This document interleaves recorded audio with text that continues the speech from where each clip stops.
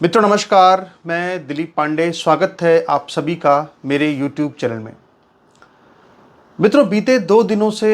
एक फिल्म की बहुत चर्चा हो रही है और इस फिल्म का नाम है हक। इस फिल्म में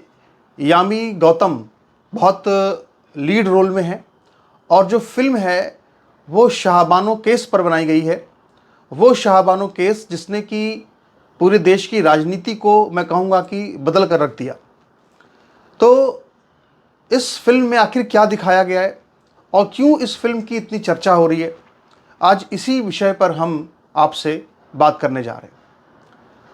तो एक एक करके हम बात करेंगे सभी पॉइंट्स पर।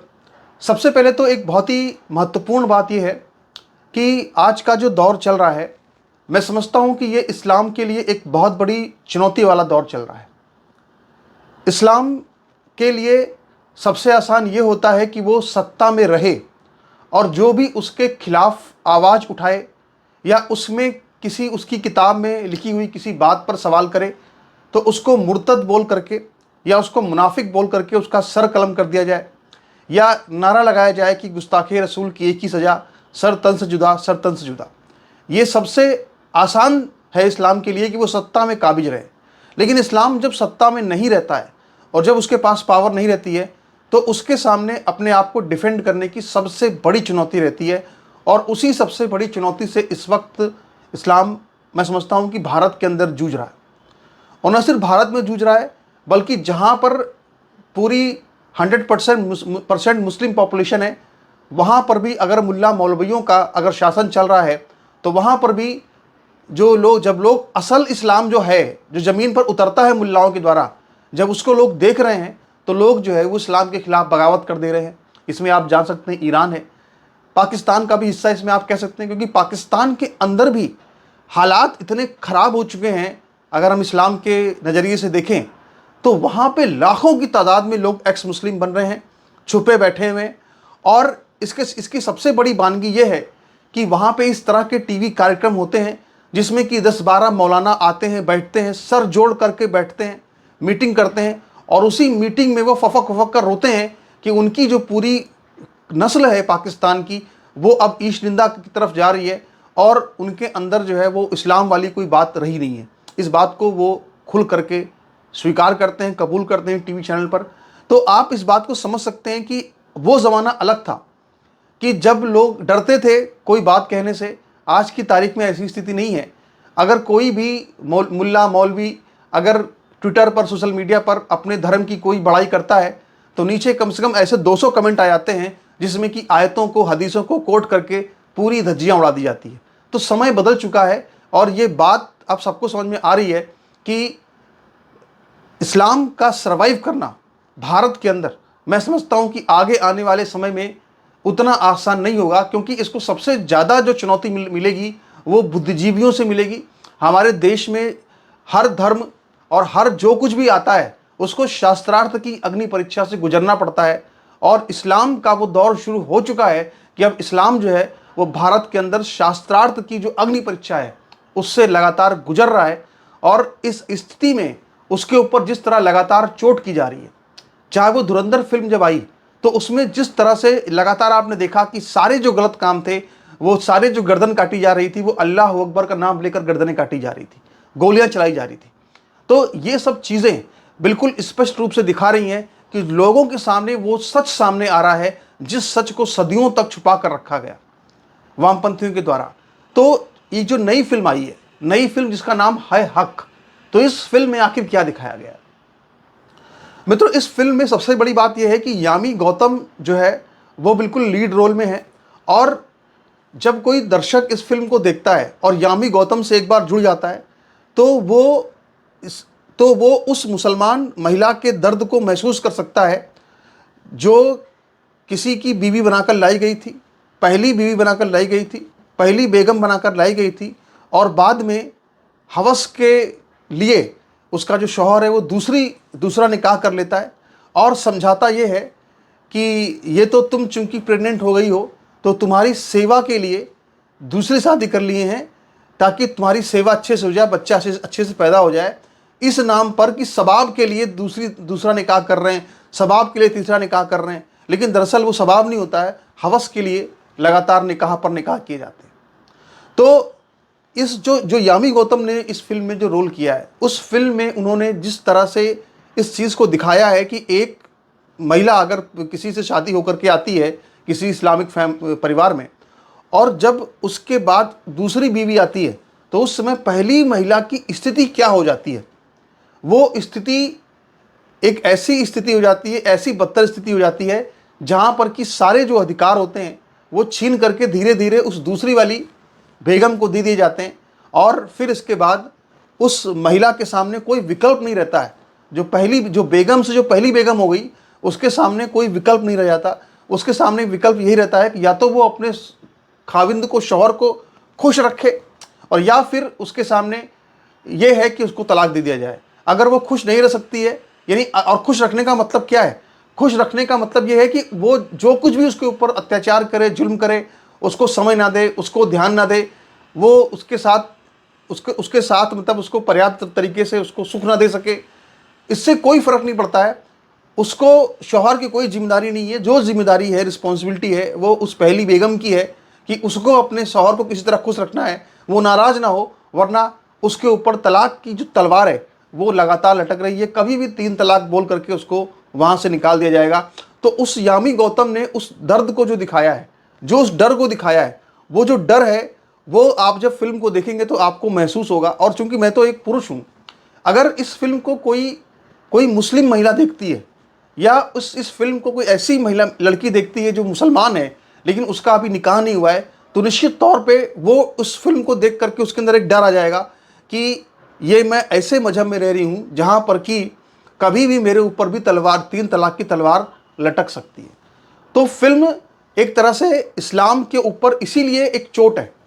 भले ही उसमें कुरान का एक महिमा मंडन किया गया, आगे बात करेंगे इसके ऊपर, लेकिन ये फिल्म जो मौजूदा इस्लाम चल रहा है, जो मौजूदा इस वक्त हमारे देश के अंदर मुस्लिम समाज की हकीकत है, अब तो चूंकि 3 तलाक पे प्रतिबंध लगा हुआ है तो स्थितियां पहले से बेटर है, लेकिन फिर भी जो मुस्लिम महिला एक डर में जीती है, उस डर को यहाँ पर दिखा करके कहीं ना कहीं इस्लाम में महिलाओं की जो स्थिति है और इस्लाम के प्रति जो वहाँ की महिलाएं हैं मुसलमानों की, या उनकी जो लड़कियां हैं, उनके अंदर एक मोहभंग की सी स्थिति ये फिल्म जो है वो पैदा कर सकती है। इसीलिए ये फिल्म मैं कह रहा हूँ कि जो मौजूदा इस्लाम हम देख रहे हैं, जो भी इस्लाम है, उसके ऊपर जो है ये फिल्म एक चोट है। तीसरी सबसे बड़ी बात यह है कि फिल्म में ये दिखाया गया है कि साहब अगर कोई महिला अपने हक की आवाज़ बुलंद करे, अपने शौहर से कुछ समझे कि भाई शौहर का भी कुछ फ़र्ज उसके खिलाफ है, और वो उसके लिए अगर अदालत जाती है, तो फिर एक नारा उछलता है कौम से कि बानो तो बहाना है, दरअसल कौम ही निशाना है। यानी बताया ये जाता, यानी कि अगर कोई महिला अपने हक की आवाज़ बुलंद करती है तो उसको सीधे सीधे कौम पर हमला मारा जाता है, उसको कुरान पर, हदीस पर, शरीयत पर, इन सब पर सीधा सीधा एक हमला, एक अटैक माना जाता है, जो कि यानी किसी भी महिला के लिए जो है वो किसी काफिर से, किसी मुर्तद से, किसी मुनाफिक से फिर वो महिला कम नहीं रहती। ये हम इस फिल्म की ये फिल्म जो है इस बात को दिखा रही है, इस बात को समझा रही है। फिल्म की एक बात जो कि मैं समझता हूँ कि इसमें कमी है, वो ये है कि फिल्म जो है वो ये दिखा रही है साहब कि कुरान और शरीयत में मुस्लिम महिलाओं को बड़े अधिकार दिए गए, बड़े राइट्स दिए गए, और दरअसल उन राइट्स का सही तरीके से फॉलो मुसलमान समाज नहीं कर रहा है। फिल्म में इस बात को जो दिखाया गया है, इस बात पे सबसे जो महत्वपूर्ण सूक्ष्म विषय है वो ये है कि कुरान में कि जब जज साहब सुप्रीम कोर्ट में बैठ करके कुरान की हदीसों पर बात कर रहे हैं, कुरान की आयत पर बहस हो रही है, हदीस पर बहस हो रही है, तो उस समय फिर कहीं ना कहीं ये सवाल खड़ा होता है कि अगर कुरान में जो लिखा है उसी हिसाब से ही अगर, यानी कि जो फैसला जज साहब दे रहे हैं वो भी कुरान में लिखित और शरीयत के हिसाब से ही पढ़ करके दे रहे हैं, तो इससे फिर ये समझ में आता है कि कुरान में तो ये भी लिखा हुआ है कि जब हुर्मत के 4 महीने बीत जाए तो काफिरों को जहाँ पकड़ो वहाँ पर मारो। तो अगर इस हिसाब से अगर जो है लोग कत्लेआम शुरू कर दें, जो करते भी हैं तमाम दुनिया के मुल्कों में, तो फिर तो अदालत अगर देखे कि भाई कुरान में लिखा हुआ है तो इसमें दिक्कत क्या है, फिर तो उसको बरी कर देना चाहिए हिसाब से। तो इसीलिए जो इस फिल्म में कहीं ना कहीं जो इस्लाम है उसके में कुरान और तमाम चीज़ों का कुछ अनावश्यक भी हम देखते हैं कि इसमें एक महिमा मंडन किया गया है, जो कि नहीं होना चाहिए था। दूसरा एक बड़ा महत्वपूर्ण विषय ये है कि इस पूरे फिल्म में एक चीज़ को गायब कर दिया गया, वो ये थी कि जब सुप्रीम कोर्ट का फैसला आता है शाहबानो के फेवर में, तो उसके बाद राजीव गांधी की सरकार उस फैसले को पलट देती है और उसके बाद पूरे देश के अंदर एक आंदोलन खड़ा किया जाता है, उसके दबाव में सरकार आ जाती है और वो एक बहुत बड़ा टर्निंग पॉइंट साबित होता है हमारे देश की राजनीति के अंदर। लेकिन कहीं ना कहीं उस पूरे चैप्टर को इस फिल्म से गायब कर दिया गया है। मुझे लगता है कि उस पूरे चैप्टर को अगर इस फिल्म में शामिल किया जाता तो और ज़्यादा ये फिल्म जो है वो बेहतर बनती। कि एक, क्योंकि शाहबानो इस फिल्म में दिखाया गया है कि इस फिल्म में सुखांत दिखाया गया है कि जो द एंड है वो उसमें जो नायिका फिल्म की है यानी गौतम, यानी कि शाहबानो कहे, वो जीत जाती है। लेकिन अगर देखें तो क्या वो जीतती है? अगर एक्चुअल रियल लाइफ में देखें तो वो उसकी विजय कहाँ होती है? वो सुप्रीम कोर्ट से जीतने के बाद भी हार जाती है, क्योंकि जो संसद है वो जो एक राजीव गांधी की सरकार एक फैसला करके पूरे सुप्रीम कोर्ट के उस आदेश को पलट देती है। तो इसमें ये मैं समझता हूँ कि एक बहुत बड़ी कमी जो है वो फिल्म को में देखी जाती है। इस फिल्म में एक और डायलॉग है जिसके ऊपर चर्चा करना बहुत ज़रूरी है। जब तलाक को लेकर के बहस हो रही थी सुप्रीम कोर्ट के अंदर, तो उस समय जो मुस्लिम वकील होता है वो ये कहता है कि साहब, मतलब विक्टिम कार्ड खेलता है और वो ये कहता है कि हमने तो भारत को चुना है, यानी अगर हमारे सामने विकल्प था कि हम पाकिस्तान चले जाएं, लेकिन देखिए हम इतने देशभक्त थे कि हमने फिर भी इसके बाद भारत को चुना। तो ये एक वही भोंडा एक तर्क है जो कि हमारे देश में अक्सर जो है सारे के सारे न्यूज़ चैनल्स पे आकर के मुस्लिम मौलाना ये सब लोग देते रहते हैं, और वही तर्क इसमें भी दिखा दिया गया। लेकिन इस तर्क का कोई पलटवार उस फिल्म में नहीं दिखाया गया। यानी अगर ये तर्क दिया गया तो उस तर्क की काट जो थी, उस तर्क के बाद उसके विपक्ष में भी कोई तर्क वहाँ होना चाहिए था। लेकिन फिल्म में ये कमी है कि ये तर्क जो है वहाँ पे नहीं दिखाया गया। जबकि सीधी सी बात यह है कि हमेशा विकल्प चुनने का विकल्प किसके पास रहता है? हमेशा चुनने का विकल्प उसके पास रहता है जो ताकतवर है, जो शक्तिशाली है, और सामने वाला पक्ष जो है उसके सामने या तो सरेंडर कर जाए, या तो आवश्यकता से अधिक विनम्र हो, या आवश्यकता से अधिक मूर्ख हो। जैसे हमारे यहाँ पे क्या था, हमारे देश के अंदर जो गांधी नेहरू थे, ये लोग आवश्यकता से अधिक विनम्र, आवश्यकता से अधिक मूर्ख थे। यही वजह है कि इन लोगों ने मुसलमानों को ये विकल्प दिया कि तुम यहाँ भी रह सकते हो, तुम पाकिस्तान में भी रह सकते हो, जहाँ चाहो वहाँ रह सकते हो। तो इन्होंने चूंकि इनके सामने वाली जो पार्टी थी कांग्रेस, वो जब एक तरह से पूरी तरह से मुस्लिम तुष्टीकरण पर जो है उतारू थी, तो जाहिर सी बात है कि उनके पास तो विकल्प था ही, चाहे वो पाकिस्तान जाए चाहे भारत जाए कहीं भी जाए। पर ये विकल्प, नोट करने वाली बात यह है कि ये विकल्प हिंदुओं के पास नहीं था। मतलब हिंदुओं के पास तो आज भी विकल्प नहीं है। आप देखिए पाकिस्तान के अंदर क्या स्थिति होगी, सब के सब गायब हो गए, बांग्लादेश में गायब हो रहे हैं, और हमारे भारत के हिस्से में कितने ऐसे राज्य हैं जहाँ पर कि हिंदू जो है वो अल्पसंख्यक हो चुका है। यानी ऐसी स्थिति में देखा जाए तो मुसलमानों के पास आज भी विकल्प है, लेकिन हिंदुओं के पास आज भी कोई विकल्प नहीं है, क्योंकि हिंदू अपने लिए खड़ा ही नहीं होता, हिंदू अपने हिंदू राष्ट्र के लिए मांग ही नहीं करता। तो जिस आदमी के पास ताकत है, सामने वाली पार्टी मूर्ख है, तो उसके पास चुनने का विकल्प है। लेकिन जिसको अपने अधिकारों का पता ही नहीं है कि हाँ हिंदू राष्ट्र भी होना चाहिए, या हमारे भी अधिकार होने चाहिए, हम कहाँ जाएंगे, तो उसको जब कुछ पता ही नहीं है तो उसके पास चुनने का विकल्प भी नहीं है। जाहिर सी बात है। नमस्कार।